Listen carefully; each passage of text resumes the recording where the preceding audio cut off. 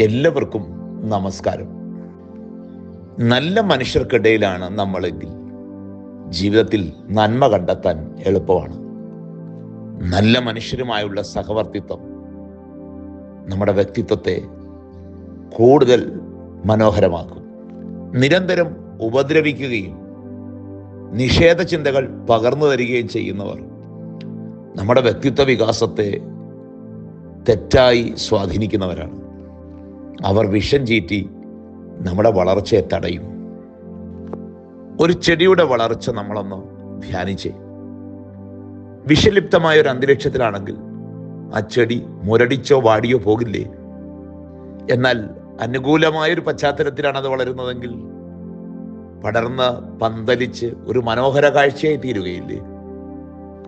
ഒരു ചിന്തകൻ എഴുതുന്നു, good people are like candles. They burn themselves up to give others light. നല്ല മനുഷ്യർ നമുക്ക് ചുറ്റുമുണ്ടെങ്കിൽ അവരെപ്പോഴും വെളിച്ചം പകർന്നുകൊണ്ടേയിരിക്കും. പ്രചോദക ചിന്തകനായ റോയ് ബെനറ്റ് കുറിക്കുന്നുണ്ട്, good things happen in your life when you surround yourself with positive people. നമ്മുടെ ജീവിതത്തിൽ നല്ല കാര്യങ്ങളൊക്കെ സംഭവിക്കണമെങ്കിൽ, നല്ല വളർച്ച നമുക്കുണ്ടാകണമെങ്കിൽ, ശരിയായ സാധ്യതകളിലേക്ക് നമ്മൾ എത്തിച്ചേരണമെങ്കിൽ നല്ല മനുഷ്യർ നമുക്കൊപ്പം ഉണ്ടാകണം. എലിസബത്ത് സിമോൺ കുറച്ചുകൂടെ ഭംഗിയായി അത് കുറിക്കുന്നുണ്ട്, good people, good memories and good surroundings are the medicine of life. ജീവിതം പലപ്പോഴും സമ്മിശ്ര അനുഭവങ്ങൾ, എല്ലാം നമുക്ക് ഫേവറായിട്ടൊന്നും നടക്കണമെന്നില്ല.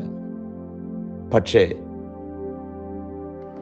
ഏത് പ്രതിസന്ധിയും നമുക്ക് അതിജീവിക്കാൻ പറ്റും നമുക്കൊപ്പം നല്ല മനുഷ്യരുണ്ടെങ്കിൽ, നല്ല ഓർമ്മകൾ നമുക്കുണ്ടെങ്കിൽ, നല്ല ചുറ്റുവട്ടങ്ങളുണ്ടെങ്കിൽ. ചീത്ത കൂട്ടുകെട്ട് ധൂർത്തപുത്രനെ എവിടെ എത്തിച്ചു?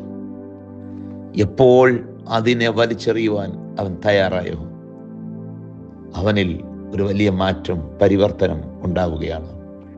ചുങ്കക്കാരനായ സക്കായിക്ക് അദ്ദേഹത്തിൻ്റെ പതിവ് കൂട്ടുകാരുമായി ജീവിതം മുമ്പോട്ട് കൊണ്ടുപോകായിരുന്നു.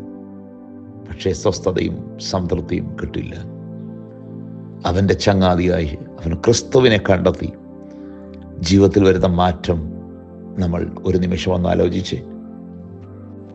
വിഷലിപ്തമായ ചുറ്റുവട്ടങ്ങൾ ഒരു ചെടിയെ കരിച്ചു കളയുന്ന പോലെ ദുഷ്ടസ്വാധീനം നമ്മുടെ ജീവിതത്തെ കരിച്ചു കളയും. ദുഷ്ടസംസർഗം സൂക്ഷിച്ചിടണമെന്ന കവിവാക്യം ഹൃദയത്തിൽ ഓർക്കുക.